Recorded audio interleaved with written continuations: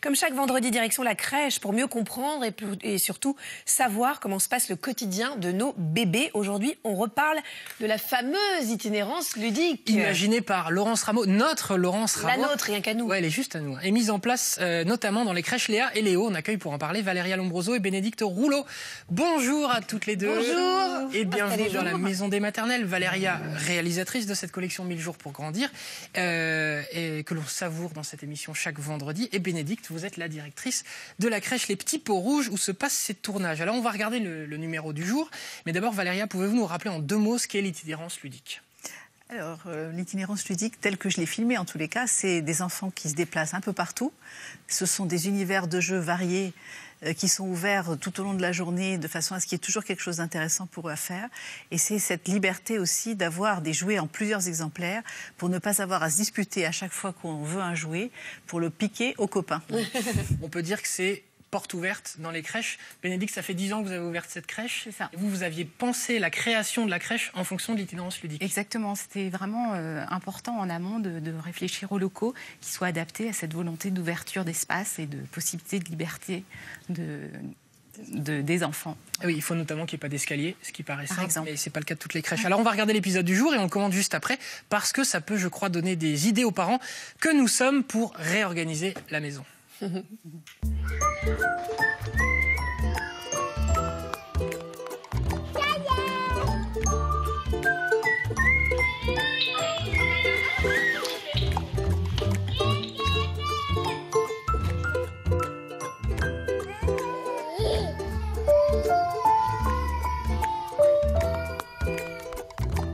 Les jeunes enfants apprennent comme des scientifiques en faisant des expériences.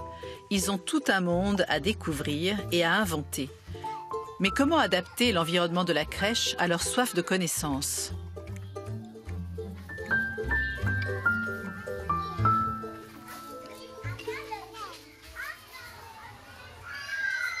À la crèche Les Petits Pots Rouges, la journée commence dans la salle centrale, l'atrium, un espace de motricité ouvert à tous.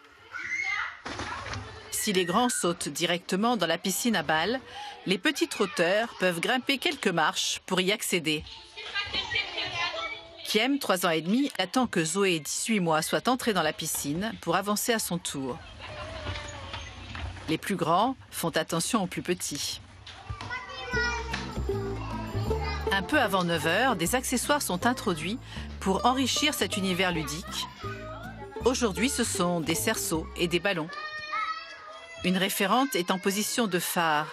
Elle observe ce qui se passe tout en restant visible et disponible pour les enfants.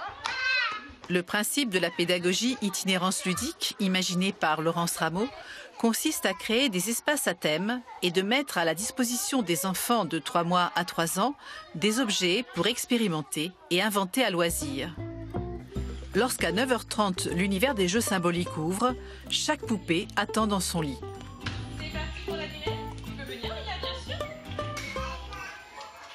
Côté dinette, les tables sont dressées avec des objets en plusieurs exemplaires. Les enfants vont pouvoir explorer ces objets, s'imiter et jouer à faire semblant selon l'âge. Chaque univers ludique est accessible à tous les enfants et les objets sont détournés de façon totalement inattendue.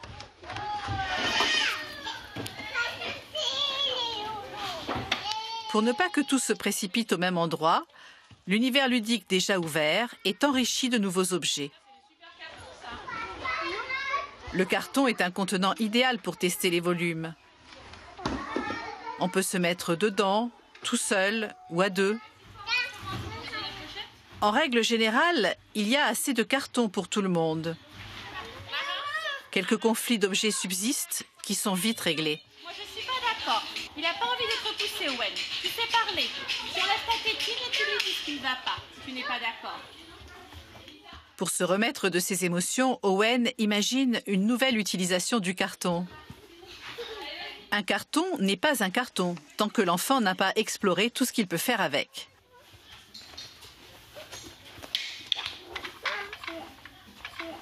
Allez, on vient rajouter ton sol ?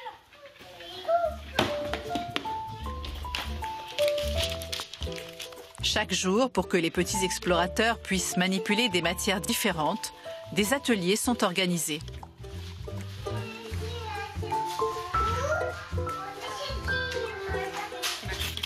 Aujourd'hui, ils vont pouvoir tester les textures des papiers, les déchirer, mais aussi observer des images.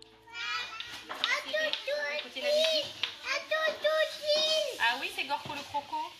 Le plaisir de la découverte se prolonge en fin d'atelier par la distribution de balais pour aider à nettoyer.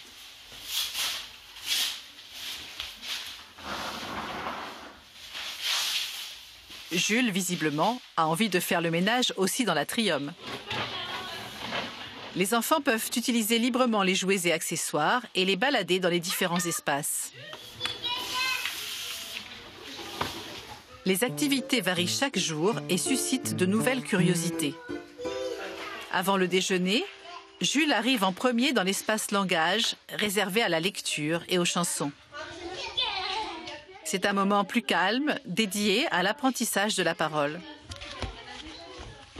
La capacité d'attention des enfants est stimulée par les nombreux ouvrages à feuilleter, à lire et à partager. Doucement, doucement, doucement. Raphaël, pour l'instant, c'est Mona qui l'a. Après, tu lui prêtes, Mona? En proposant des univers ludiques variés aux enfants tout au long de la journée, cela permet de stimuler leur intérêt et de répondre à leur soif de connaissance.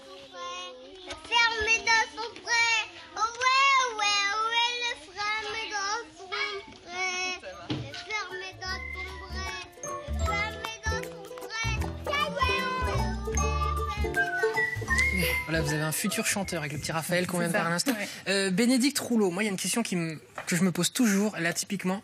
Est-ce que toutes les personnes qui bossent en crèche le soir, elles sont pas crevées de fatigue? Parce que ce qu'on voit là, c'est... Alors c'est vrai qu'on voit pas les journées passer, ça Ouais, c'est sûr. ça, je veux voir. Après, il faut savoir quand même nos équipes sont vraiment constituées que de professionnels de la petite enfance. De passionnés aussi, voilà, j'imagine. elles ont des compétences. Et d'ailleurs, c'est vrai que c'est vraiment chouette au travers de ce film de mettre en lumière, voilà, toutes leurs capacités. On les accompagne aussi par des formations, des réflexions sur nos pratiques, voilà. On voit que chaque univers ludique est accessible à tous les enfants. Ça, c'est au niveau national, au niveau français, c'est à votre connaissance, c'est encore assez... c'est pas présent dans toutes les crèches? Alors, nous, en ce qui concerne nos crèches Léa Léo, en tout cas, c'est une volonté que ce soit fait comme ça dans toutes nos structures. C'est une pédagogie qu'on a souhaité dans ce sens-là. Et l'intérage aussi, pour le coup, parce Oui, qu'il n'y a pas de tout à petite fait. section. Ouais. Ça, c'est chouette pour les enfants. L'idée que les enfants se rencontrent. C'est très montessorien, ça, Ouais, comme exactement. théorie. Alors Valéria, toutes les heures où vous avez filmé dans cette crèche, on voit là dans ce sujet que les grands font attention aux petits. Donc ça rassure les parents de petits que nous sommes. Est-ce que de temps en temps, vous avez vu quand même des moments où ça se passe un peu moins bien, ou alors globalement, c'est vrai que les grands font Non, attention? franchement, ça se passe bien. J'ai pas vu beaucoup de conflits par rapport à d'autres crèches où j'ai tourné, justement parce que il y a suffisamment d'objets, que les enfants peuvent se déplacer, qu'il y a toujours quelque chose qui les intéresse. À un moment donné, on a demandé ce qu'on ne fait pratiquement jamais, mais pour les besoins du tournage, que les enfants restent un tout petit peu plus longtemps dans un univers sans qu'un autre ne soit ouvert. Et là, au bout d'un moment, on a vu que justement les conflits commençaient à arriver parce qu'il n'y avait pas ce renouvellement auquel les enfants s'attendaient. Donc, mais c'était uniquement à ce moment-là. Sinon, il n'y avait vraiment pas de conflit. Très peu de conflits. Très... On voit qu'une référente est en position de phare, Oui. comme c'est très bien dit dans le sujet, pendant une activité. C'est quoi? À quoi Alors, ça sert? la position de phare, c'est pour, encore une fois, pour rassurer, donner des repères aux enfants. Elle est là dans une position à la fois de présence active, bienveillante, et à la fois en retrait. L'idée, c'est de ne pas intervenir trop, et à la fois d'être présente. Alors, on voit aussi l'importance qui est donnée aux matières. Et ça nous intéresse parce qu'on peut tous le faire chez nous. Les matières, c'est quoi? Les cartons, les petits catalogues? En fait, c'est leur apprendre à jouer avec tout ce qu'on trouve? Exactement. L'idée, c'est d'éveiller tous leurs sens et de pouvoir manipuler des matières différentes. De l'eau, des graines, du papier, Pas besoin de des se jeux, ruiner etc. pour trouver des jeux qui leur plaisent. Voilà, par exemple. Valéria, qu'est-ce qui leur plaît le plus aux enfants? Comme petit jeu, le carton, ça a l'air pas mal. Alors, ça dépend de l'âge, mais ils aiment beaucoup, ils adorent le carton. Ça, c'est vraiment le truc extra même à avoir à la maison. Hein. Des cartons, quand les enfants viennent à un anniversaire. Oui, parce qu'il faut des maisons, ils creusent des fenêtres, ils dessinent dessus, ils se cachent, Voilà, ils se cachent, ils inventent plein de trucs avec. Ouais. Ça, c'est insensé. On n'imagine pas tout ce qu'ils peuvent inventer. Et sur l'espace langage, pour lire, est-ce que c'est important selon vous d'avoir un espace dédié? D'ailleurs, est-ce que vous conseillez aux gens qui nous regardent de créer un petit espace à la maison pour lire? Oui, c'est vrai que c'est important que l'enfant puisse savoir qu'il puisse avoir des repères, encore une fois, et de savoir où il peut trouver le livre. Mais maintenant, bien sûr, il y a la possibilité d'aller lire une histoire n'importe où et de se déplacer avec le livre et d'aller à la rencontre d'un autre enfant ou d'un adulte qu'il aura choisi. Merci beaucoup, c'est passionnant. Merci à toutes les deux, Valéria et Bénédicte. À bientôt. À bientôt.